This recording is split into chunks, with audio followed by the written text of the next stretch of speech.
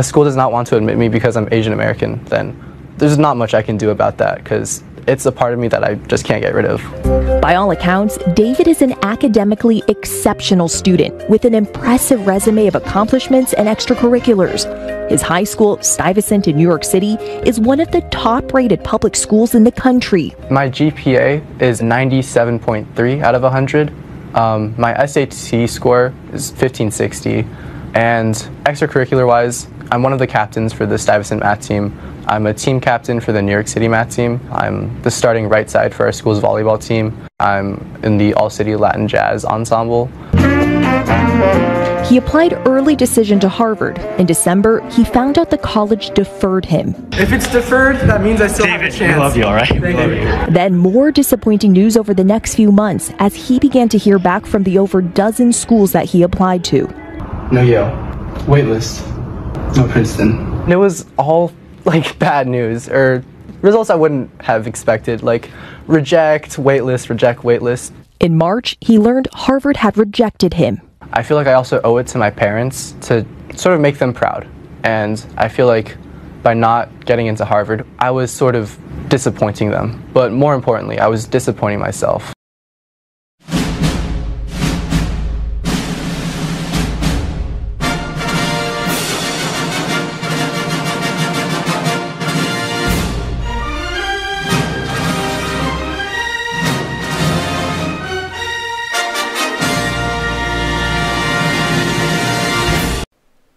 KG, if you're out there listening, whether you're listening to this as this premiere is going on in real time or you're catching the playback, you called it, I called it, everyone else in the new black media called it. We collectively said that this would end up happening. Who would have thought that a little over a year later that they would start feeling the burn? In his case, he started feeling it less than a year later. So you have this individual right here. I'm not sure what his name is because I found the clip on X. And let's just start off with how he started this video.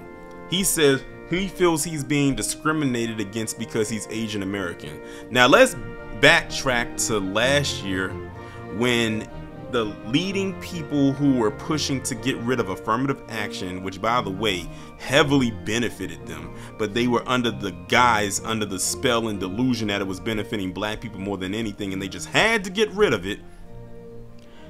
He's now saying that he did not get in because of discriminatory practices.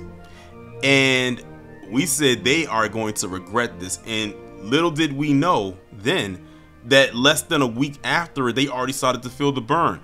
And KG called it. He says they are going to be feeling this. And then I started doing commentaries more about it, especially later on in November. As a matter of fact, that became became my most watched live stream on my channel and my most watched triple P. So that was a double header about them in the overturning of affirmative action. And that was in November. Here we are over a year later, and this is the trajectory. I cannot feel bad.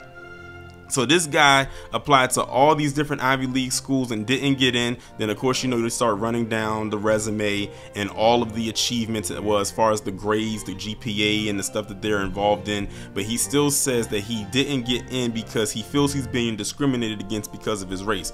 Mind you, they got rid of affirmative action because they felt that it was a race-based thing. You got rid of something that could have probably helped you. That's why I said they missing affirmative action right about now. If they would have kept that and didn't go on a crusade to get rid of it under the guise that it was helping black people more than anything, mind you, affirmative action doesn't benefit black people as a collective. Does it help some black people? Yes, but some is not a collective. We all know the biggest beneficiary, of affirmative action is white women. We even ran the numbers down as far as demographic wise getting with these Ivy League schools, and these were always usually the top two demographics: white people, whether man or woman, because they put them as a collective, and Asians, man or woman.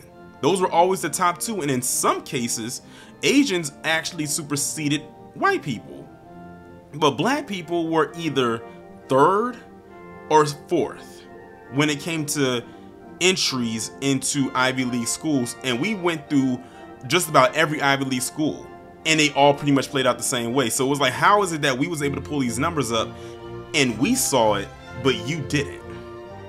Like, that's the craziest part to me. And he made a very dumb statement in saying that he didn't get in because he's Asian American, because he could only say that if no other Asian American got accepted to these Ivy League schools. You just didn't get accepted, which means they probably had something on their resume or their package that you did not have. That's really all it boils down to. So you cannot sit up here and say, oh, I didn't get in because of my race. No, that's not going to fly now.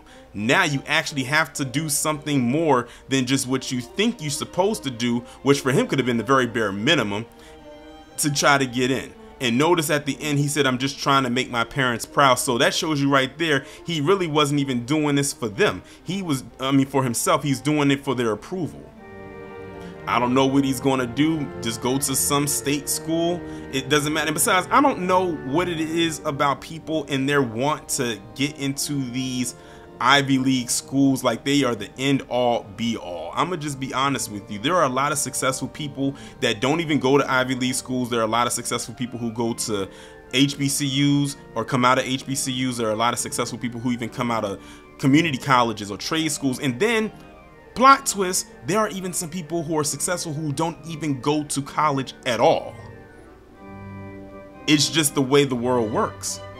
So I don't know why people keep trying to get in, but it's the thing of, he felt that he was entitled to go to these schools, and he probably was looking at, I bet you, just off of his statement alone, he was probably looking at videos of a lot of black kids, youth, getting all these acceptances to all these schools and getting millions of dollars in scholarships, as we've seen over the years, and probably got pissed and upset and jealous and was like, how is it that they are getting in, because there's just no way they're doing better than me. That's probably his mindset. He comes off as an elitist, and the way that he's talking about, you know, his parents, they come off as elitist too. So it sounds like they passed that on down to him, that you are just better than all these others. And we know what they mean when they say others. Now, when I was looking at the video, as a matter of fact, the video was on that damn In Wokeness page, so you already know what angle they're going to spin it off as, especially with how this guy started the video off. And now they're going to say, oh, I was looking at the comments, they were saying, oh, maybe if he identifies as a black Academy member or a woman or Hall-T or whatever, like those were the comments I was seeing, then he probably would have gotten in. So, and then of course now they're doing and mentioning DEI and all of this and the third. Little do they know, plot twist again, DEI would also include him. But they're saying, oh, because he's Asian and white. Remember, Charlie Kirk kept trying to say they're now doing the white and Asian discriminatory thing. Remember when he talked about that? I actually spoke about that, I think, like last year, and they kept trying to make a coalition amongst them, like they keep trying to lump us with the whole black and brown thing, which again, in theory and on paper, does not and will not ever work.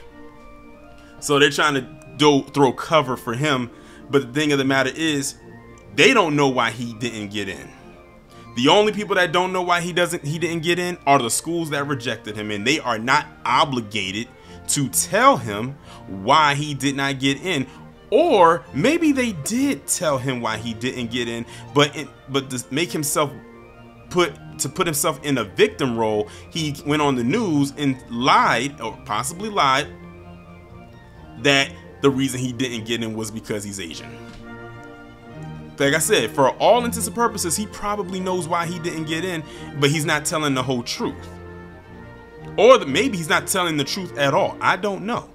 Because he said he has all these good grades, he has his good SAT scores, he's into these different clubs, he's a part of these different programs, and he still didn't get in. So he has to ask himself, what is it that I did not do or bring to the table that another person who got in, who got accepted, did? And for him to, again, he, to me, lost his whole argument when he started off saying, I didn't get in because of my race. How do you know that's the reason? By you saying that, all those schools are going to look at you and say, oh, this guy's going to be a problem. So let's just say you wanted to apply to, say, another school that wasn't an Ivy League school. They're going to look at that interview, which was on Nightline, by the way, and say, oh no, we can't let him in, because if we reject him, he's going to say, oh, we was practicing anti-Asian discrimination laws. And what did I tell you it was going to start doing when they got that anti-Asian hate crime bill? Stuff like this. Some other stuff, but stuff like this. I don't know how much it's going to help him, but as far as I'm concerned, it's only going to hinder him. And I don't feel a damn thing about it. It is what it is.